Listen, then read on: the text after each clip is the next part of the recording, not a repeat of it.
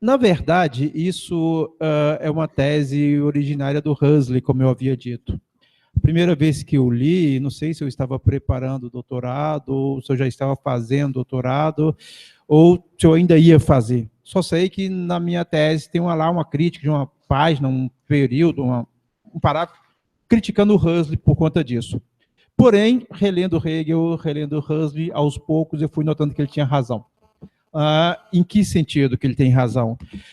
E aqui eu tenho que fazer uma pequena retomada histórica, que aí eu me valho do nosso padre Vaz, né, o Henrique Cláudio de Lima Vaz, lá do Instituto Santo Inácio, agora FAD, quer dizer, faleceu o padre Vaz em 2002, mas continua na memória, e também de um filósofo chamado André de Muraut, os quais discutem a passagem do pensamento antigo para o pensamento moderno, e nessa passagem a emergência de algo como a teoria da representação ou do conceito abstrato, que no caso do Fichte, o Clote expôs ali tão bem, que na verdade nasce com a Avicena e dos Escoto.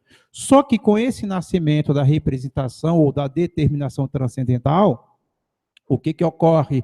Se apaga, se dissolve a distinção do conhecimento entre um conhecimento teorético, no qual o pensamento permanece em si mesmo, de um conhecimento prático, no qual o pensamento sai de si mesmo, vai à coisa, e a coisa que é a ação, e retorna ao indivíduo da ação, melhorando ou piorando esse indivíduo, que é se tornando aquela ação uma ação virtuosa ou uma ação viciosa, e o pensamento poético, o conhecimento poético, no qual o pensamento sai de si mesmo, mas se esgota no objeto. Essa tríplice distinção do pensamento antigo, mais precisamente aristotélico, se perde na passagem ao pensamento moderno, onde permanece meramente o teorético, o teórico e o poético, que seria a realização desse teorético ao nível do mundo.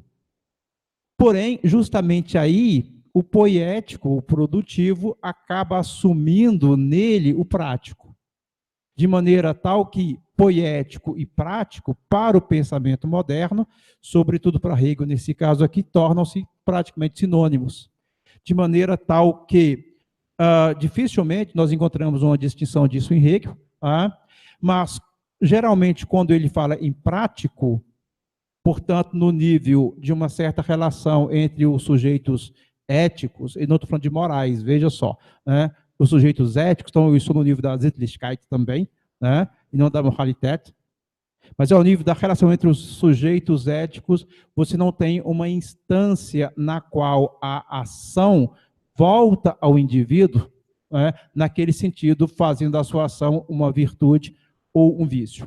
Isso é um aspecto. Um outro aspecto está no âmbito justamente da fundamentação que Hegel faz disso. Por exemplo, no parágrafo 4 da Filosofia do Direito, ele vai mostrar justamente que a distinção entre pensar, denken, e vontade é meramente, ou é apenas, na visão dele, entre o modo da relação prática e o modo da relação teorética, de maneira tal que não há para ele duas capacidades, não há duas faculdades distintas, né, como para o pensamento anterior. Isso é positivo, isso não é ruim. Tá? Por quê? Porque ao mostrar que não há duas faculdades distintas, ele volta ao pensamento antigo, ele volta a Aristóteles. No fundo, ele tem em mente Aristóteles aqui. Só que quando ele conclui o pensamento dele dizendo que a vontade é apenas um modo particular do pensar, né? Der Wille ist eine besondere Weise des Denkens. E ele diz, das Denken als sich übersetzend ins Dasein, aus Trieb, sich Dasein zu geben. Ou seja, o pensar enquanto se traduz no ser aí, como impulso ou pulsão, se tiver psicanalistas presentes, se dando um ser aí.